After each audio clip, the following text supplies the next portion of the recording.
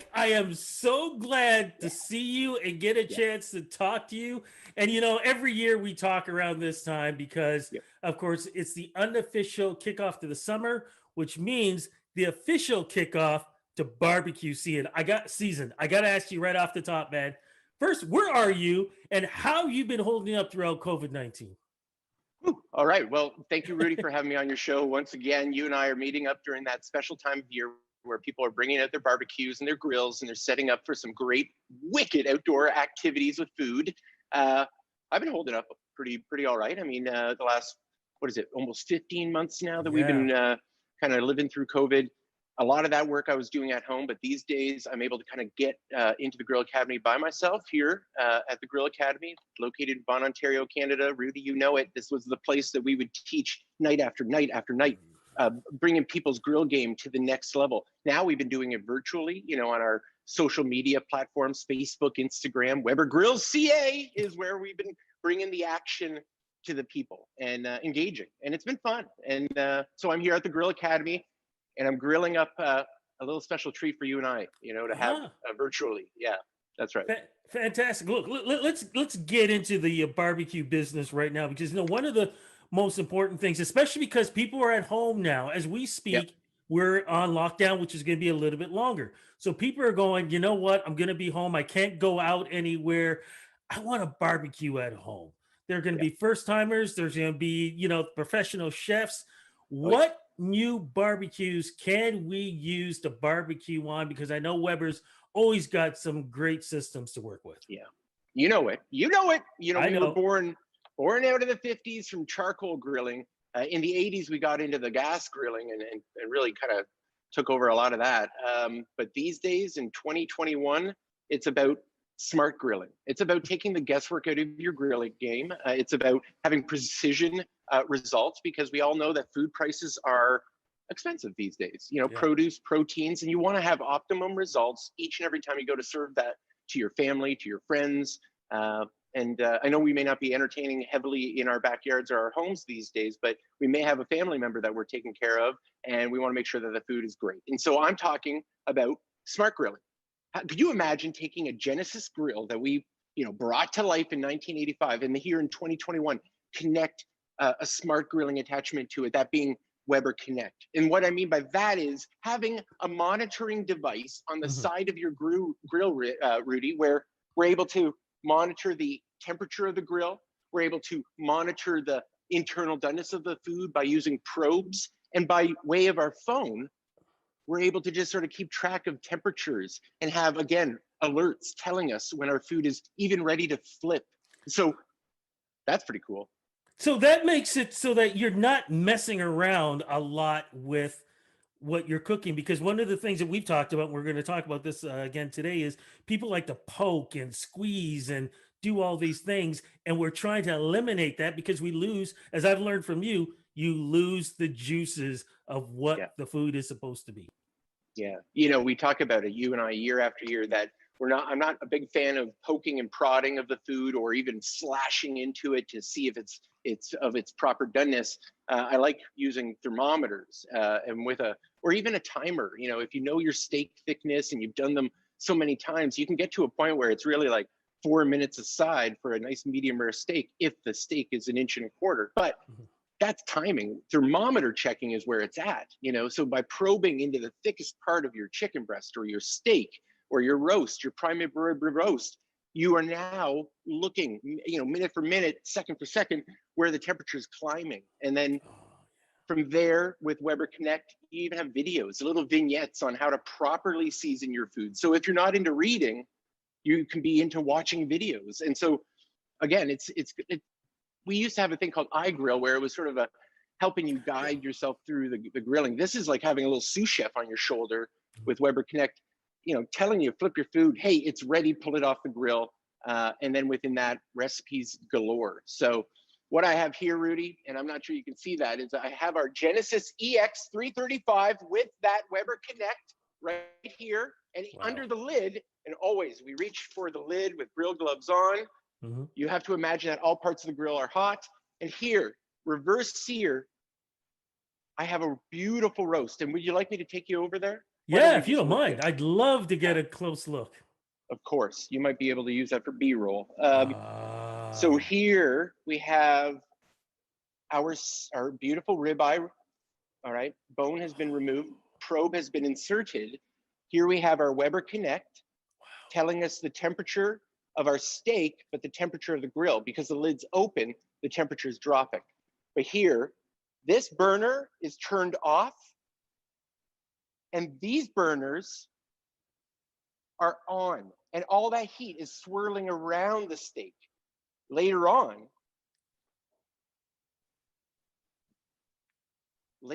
I'm going to dial up the temperature really hot uh-huh. and sear the steak over direct heat. Right now, it just has ambient heat swirling around it, not underneath. Why?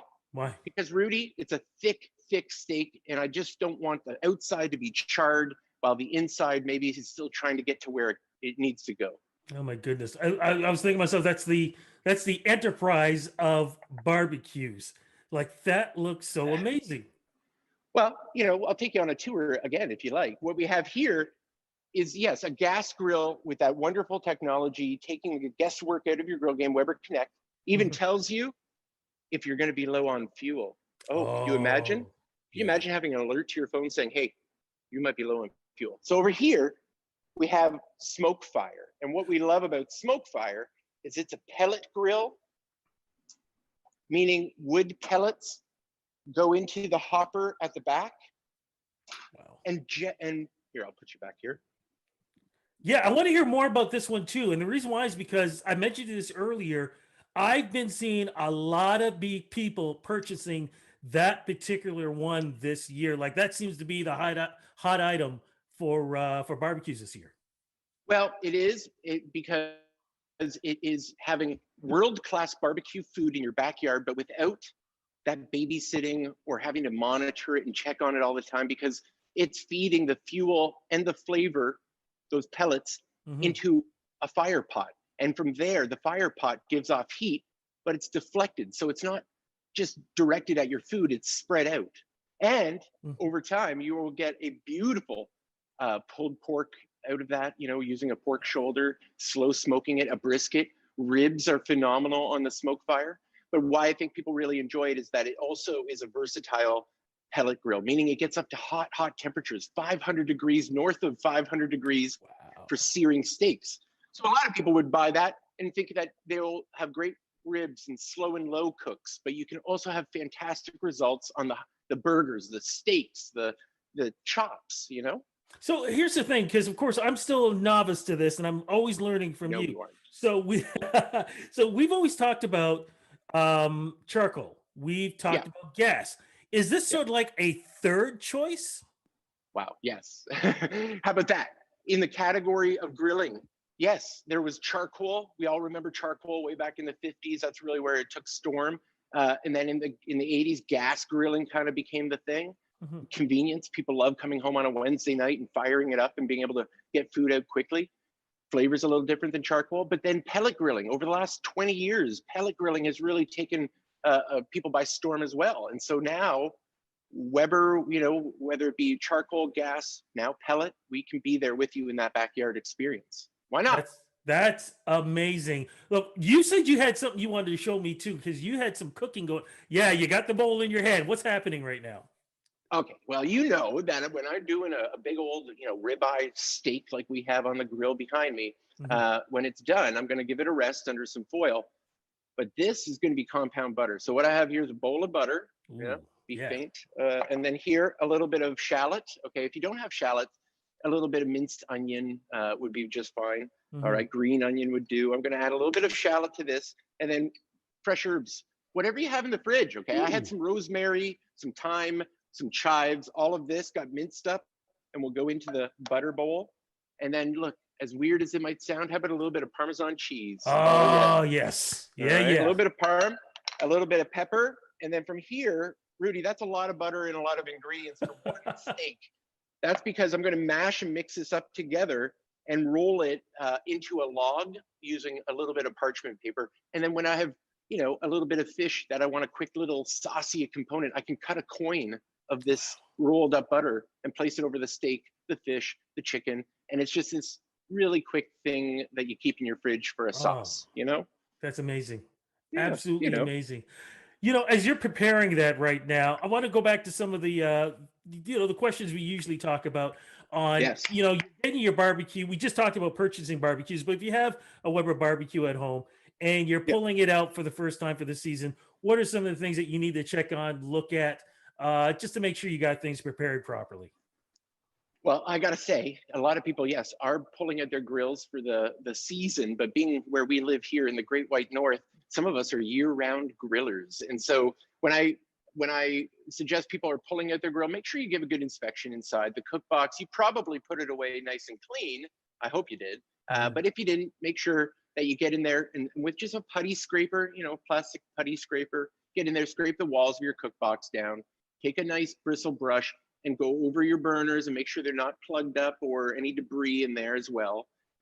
From there, you could take some hot soapy water to it, but nothing, heavily chemically charged, and just kind of clean it out. Make sure there are no bugs or spiders that have Yeah. decided to make a home within your burners. At Weber, we're very proud that we've, for years, have put little mesh screens around components of our grill to mitigate that whole spider wanting to make a home in your barbecue. So give an inspection, and if you're really concerned about like leakage of gas or if you have like a liquid propane hookup, take some soapy water and just go over the hose. And when you turn on your gas and you turn on your burner, if you see any bubbles develop, well, then you might have a hole in a hose and you want to replace that. So yeah, it's always good to give a good inspection before you get into that heavy season of grilling. And then how about this? Treat your grill like an indoor appliance. Clean it. Make sure that it's you're ready to go each and every time. Don't let stuff sit in there. You'll get years and years out of your grill if you keep it clean. I'm just curious, can you still use people? And I know I've done it. You put tinfoil over the grills on the inside. Do people still do that, or did they stop doing that? Do you just, grill just the way it is? I I always clean my grill. I'll preheat my grill. I'll use a Mhm. nice bristle brush to clean it. I always inspect my bristle brush before I use it, Yeah. and then from there, I guess what I'm saying is the tinfoil trick. I worry about overheating inside of your grill and other components frying out from such excess, because I think that's what it does. No, it Yeah. accelerates the heat within your cook box. I would be just worried that some of those components would get overheated. That's all. Okay, so no, no, no on that. Let's go over to, and you mentioned it earlier, but I want to go over again because I want to make sure it's clear for people. The differences, since now we've got the big three. What's Yeah, the difference having charcoal? What's the difference between having gas? And then, as you mentioned earlier, the chips. What is the yeah, difference when it comes to flavor in your food? And yeah. what meats or foods are the best for charcoal, gas, and chips? Very good. Okay. Well, with charcoal grilling, I grew up in a home where my grandfather was all about charcoal grilling, and that woodsy aroma that you get, that char on your food from charcoal grilling, it's a smoky aroma, and with that, it pairs nicely with steaks and burgers and chicken and chops, even pork tenderloin, really nice, Mm. as well as pork shoulder. Charcoal is this fantastic flavor that really goes with so many robust foods as well. Maybe not so much with the desserts, but then moving into the gas, well, now it's like having an outdoor oven. You're able to do by setting up burner configurations. You're able to bake inside of your grill without having lots of woodsy aroma on your baked breads. Maybe you don't want lots of woodsy aroma on your baked desserts. We do cakes in the grill all the time. Pies. We want to make sure that we don't maybe have those be smoky. So there's where gas benefits, and not to mention the convenience, the ease, the fast preheat, that sort of thing. Charcoal takes a few extra minutes because you're lighting up a chimney of charcoal to get it going. But Mhm. then we roll into pellet, and that's where pellet grilling, our pellet grill, the smoke fire, it's really nice for your ribs, your slow and low cooks, the brisket that's going to take 12, 14 hours, the pork shoulder that will take 9 to 10 hours, ribs, whether they be beef or pork. Um, I like doing smoked salmon on my pellet grill. It's a mild smoke flavor, but gives me great crust and color on my salmon, particularly on a cedar plank. So they all have a home in my backyard. Though some people may not, need a gas grill. Maybe they're a purist and love their charcoal. Maybe somebody wants that backyard barbecue that they don't need to babysit with smoke fire. So it really is a grill for your lifestyle. And heck, if you're not into any of that and you just love to just go all the time, you can get a portable grill too. We have this fantastic new grill called the Traveler. So wherever you want to go, you can take great backyard barbecue with you. That's amazing. You know, you talked about lifestyle. Lifestyle has been changing. The word vegan has been very popular for the last couple of years too. Yep. If you're vegan and you want to barbecue, what are the good things that you can use? I mean, we have these amazing, like, non-meat products going on. Some are good, some aren't. What would you suggest in the vegan world? Wow. Well, with in the vegan world, I really like grilled vegetables. I love smoking a brick of tofu. You can take a firm brick of tofu, extra firm that is, maybe marinate it in a little teriyaki and then slow smoke it on your grill. And I find that my vegetarian and vegan friends enjoy some of that food, but it's colorful and it's undeniable that aroma of on the grate coming into contact with your food. Now, I'm not sure if the Impossible Burger is a vegan, check on a vegan list, but I do find those tasty. But again, I'm not sure that really quantifies as or qualifies as a vegan dish. But are you vegan, by the way, Rudy? No, especially after watching you barbecuing for the last year. I mean, I'm just like, it's tough, man, because your food is always looking great, which is what we're kind of preparing right now for. So it's kind of tough for me to go completely vegan. Well, I'll tell you, I do enjoy a meatless Monday. All right, Mhm. in my work week, I find that where I work, there is no shortage of, shall we call them, the meat sweats, and so Yes. meatless Monday followed up by, maybe a turkey Tuesday with a wheatless Wednesday. I don't know. Okay, so Um, while you're preparing this, let's talk about some of the mistakes that we do. We kind of talked about earlier about poking and probing. What are the things that we should not be doing to our meats as we're preparing it and as we're cooking this? how about this? When I took that steak to the grill earlier, I patted it down dry, so no moisture was on the outside of it. No, water or bloody water or anything like that. I don't want any moisture because I don't want it to steam on the grill. What I Mhm. did do is slather it with a little bit of oil, which will help caramelize the meat, but not make it go gray and uninviting. With the more color you get on the food, the more flavorful it's going to be. And so from there, when I place it onto a properly preheated grill, because we never underestimate the Yes. importance of a properly preheated grill, at least 10 to 15 minutes, make sure it's nice and piping hot, get your food on and close the lid. Why? Because when you close the lid, Rudy, we're trapping in flavor and aromas. Like, look at this smoke that's happening here. We want to capture that under the lid with our wonderful steak. And I'm going to take you over there again. Okay, here we go. All right. And you're going to see that we have our, yeah, the flames are Oh, kissing. All right. and that was And just that, a short time too. yeah. Oh, yeah. So, well, I'll say it's a longer process to do a reverse sear steak, but at the end Mhm. of it, what you'll have is a better inside doneness with a lovely crust on the outside, which I'm doing right now. And the crust is only because I'm using the sear station within that EX335 Genesis, baby. Mhm. I'm just getting a minute aside over the sear station to give me a wonderful crust, okay? And then when we slice into it, it'll be beautiful crust and then medium rare, And I'm going to know it's medium rare because of the Weber Connect right here telling me the temperature right now of our steak is floating around 112 degrees. When it Wow. gets up to 125, Mhm. well, I'm going to take it off, tent it, and the residual heat will carry it up to medium rare 135. Crazy, Amazing. Crazy. crazy. We talked about, vegan food and other different types of food.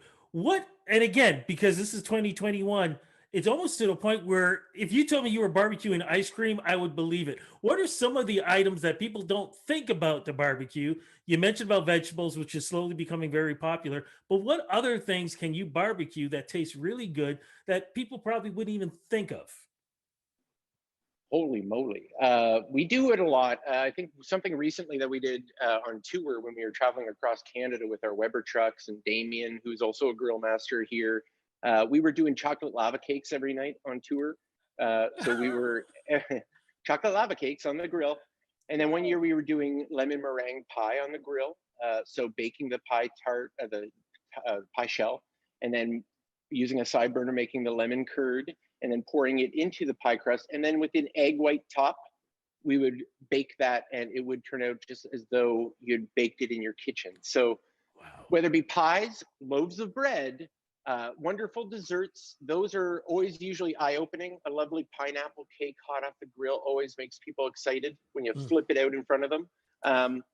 But how about this, Rudy? Whatever you can do in your kitchen, the one you have today, that stove top and oven, a lot of that stuff, those recipes can be transferred to a grill once you learn the indirect versus direct cooking. Indirect is how we began the steak, no burner turned on beneath. And then direct is what we're doing right now with the steak. And I'm going to pull it off because it's that time. All right. Yes. I need to reach out through the screen. No doubt. And I need to take a picture of this. It looks so good. This is how we do it here. You're going to be a part of my next post. Oh my gosh, that looks so good. Right. But yeah, you see, that was me trying to grab at it. That can I see the bottom? Can you see the bottom of it? Yeah. Oh my God, perfect. Yeah. And so the reverse here, lovely. I want to just leave it under some tinted tin foil, because if I cut into that right now, for everybody watching, we would watch so much precious juice come out of our steak, and we would be left with halfway through the eating of it a dry steak. And so here, let it kind of calm down, which is a great opportunity for us to hit it with a little bit of that compound butter. Yes. And it'll melt over top. It'll be that simple. All right. And that's all we do. We just kind of let the tin foil, the butter melt together. This is actually kind of sad, because normally I'd want to feed you this. Yes. And I'd want to eat. Yes. So with that, how long do people rest their food for? A steak of that thickness, Rudy, I would want it to just hang out for another 8 minutes under the foil. We pulled it off when it was around 125 degrees. And so now it's going to, on its own, climb another 10. All right. Okay. You realize 8 minutes is an eternity for people who see a steak like that. You realize that, right? I've been living that for my entire career. It's hard to explain to people the importance of a rest time when you're sitting there in front of them. Having said that, is this television and we just accelerate? Yes.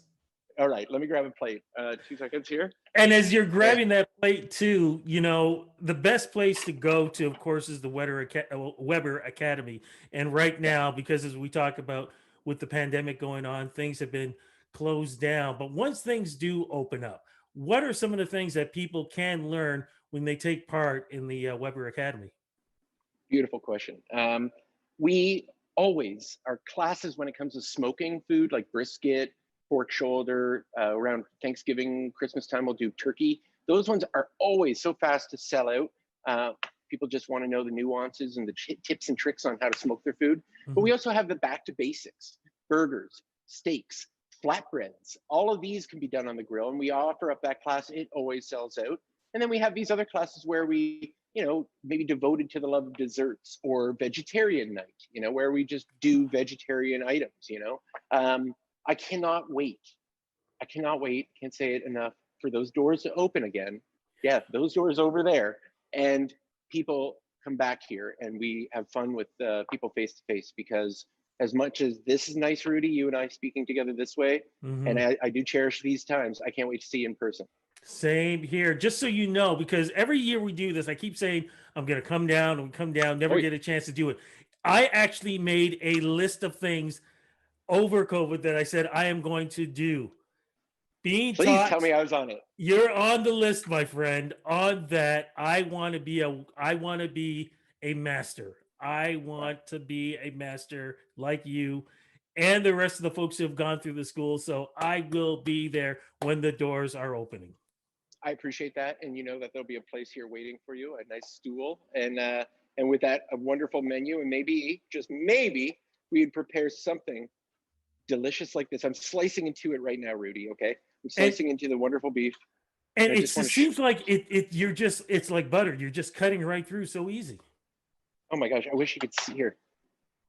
How about that? And then Oh, what I'm doing here is I am just cutting through it like it's effortless, oh. and it's so melty, and the butter has done its part.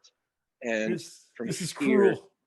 I Cruel. know there's something wrong about this, but then I will take just a little bit here, Rudy, and we know that the taste is in the test, all right? Or is it Do the it, my test is friend. in the taste? All right. Do it. Mm. Ah. Yes! Wow. It's a happy day. That, I'm telling you, I'm not worried about the doneness because everything's talking to my phone. You can be out doing gardening. You can be out having a conversation with somebody and still have your eye on the prize. And last but not least, you asked me about the commandments of top 10 Yes. commandments of cooking, Yeah. grilling. Looking isn't cooking. Keep a lid on it. Trap the aromas in there. You'll get a better cook at the end of the day, less dry food, and more aroma trapped on your food and not to the great outdoors. Okay? Amazing. Mike, Yeah. thank you so much No problem. for this interview and taking time to cook for us, to teach us once again about how to handle our barbecues and being grill masters or hoping to become grill masters and just enjoying the summer of the season of barbecue. Even though we're all dealing with COVID-19, the pandemic, doesn't mean that we can't be out in our backyards or wherever we are and be able to have meals like that. Looks amazing. Absolutely. You said it, Rudy. Get out there, everybody. Enjoy the fresh air, whether it be in the backyard, side yard, front yard, but make sure you got something grilling on the go. All right. Fantastic. Mike, thanks again, my friend. You're welcome, Rudy. You have a great summer. Okay. I definitely will.